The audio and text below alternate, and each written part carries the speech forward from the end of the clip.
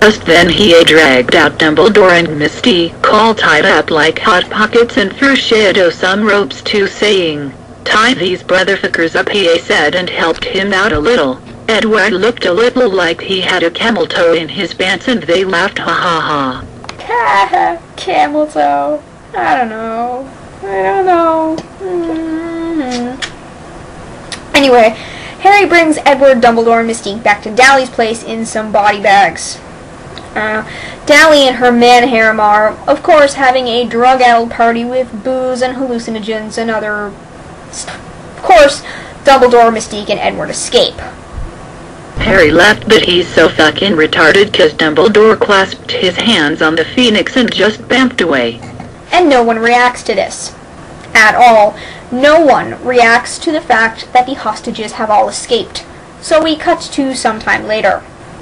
Later on, it was a new school year and Dally and Edward were still plowing strong. This time Dally was pregnant.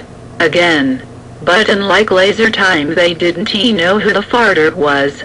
They decided to go to the wizard virgin of Jerry Springer called Murray to see who the dad was. By the way, it's time for more of this author's fan art. It's not racist because according to the author's caption, in the wizarding world, Murray Povich is black. No, it's still racist, and this author is still a very bad person. So because Dally here is such a slut, she has no idea who the second baby's father is, and... Wait a minute. Didn't this author say earlier that Dally could have one and only one baby?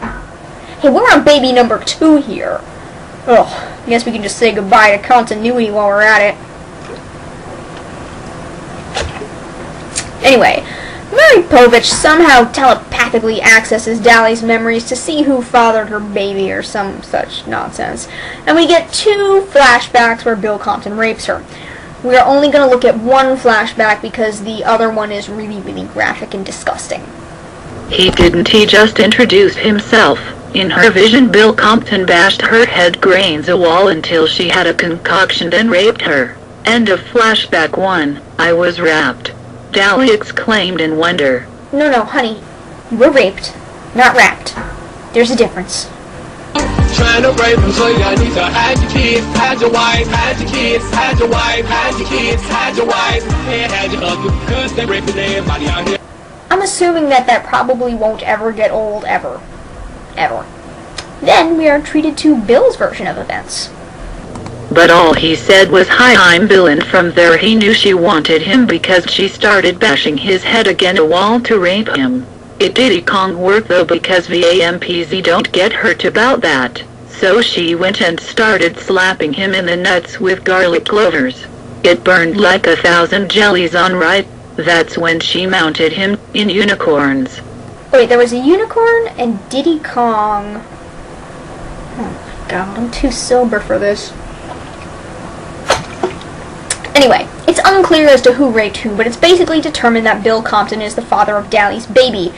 There is no point to Dally pumping out babies here because the babies don't do anything and Dally just neglects them. It's like she has babies for the sole purpose of neglecting them.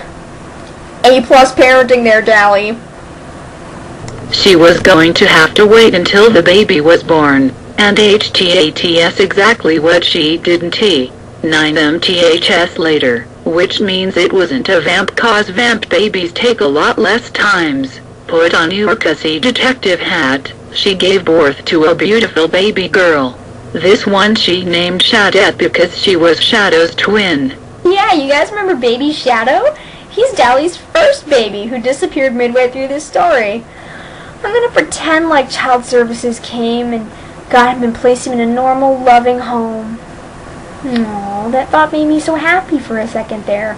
Oh, and if you have 2 babies 2 years apart, they're not gonna be twins. Twins are babies that have shared the same uterus with each other.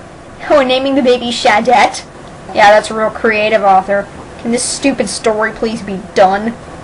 At that moment she sent Bill a subpoena. Bill checked the mail and a man was at the door. He was wearing a long white coat, with buttons, a tie, and his hair was parted, and he said, "Bill, you are being served at the District Federal Court of Hogwarts. You have a daughter and her name is Shadette, and so you have to pay child support on that, you fucking asshole." Bill was like WTF. The next day he dressed up in his Sunday's vest and went to the courthouse. Before him was Cyclops from the X-Men, the judge. And the judge is Cyclops from the X-Men. Why the hell not? Since Bill had sex with Dally and fathered a child, he has to pay child support. The moral of the story is coming up.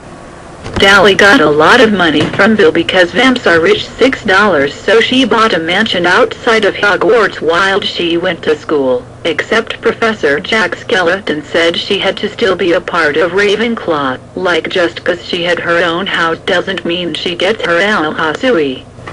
The moral here, ladies, if you get knocked up, you can buy a huge mansion and get tons of money from child support payments from your baby daddy. Oh yeah! This author is a bad person. I know I have said this about 80 billion times, but it's true. This author is just a bad person.